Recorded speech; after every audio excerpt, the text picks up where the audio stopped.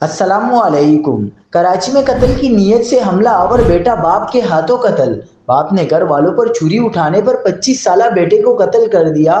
واقعے پر علاقے میں خوف و ہراس پھیل گیا۔ کیا آپ حالات حاضرہ سے آگاہی حاصل کرنا چاہتے ہیں؟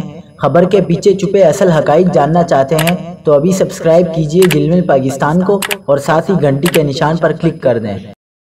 آپ کو بتاتے چلیں کہ کراچی کے علاقے ملیر الفلاح میں گھریلو جھگڑے پر جوان سال بیٹا قتل۔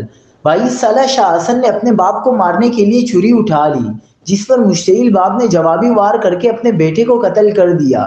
پولیس کے مطابق باپ نے بیٹے کو قتل کرنے کے بعد تھانے پہنچ کر گرفتاری دے دی ہے۔ لاش کو قانونی کارروائی کے لیے اسپتال منتقل کر دیا گیا ہے۔ ابتدائی پولیس معلومات کے مطابق نوجوان شاہ حسن اکثر گھر والوں سے لڑائی جھگڑا کرتا رہتا تھا۔ آج نوبت یہاں تک پہنچی کہ نوجوان نے باپ کو قتل کرنے کے لیے چھری اٹھا لی، جس کے بعد باپ نے بیٹے کو قتل کر دیا۔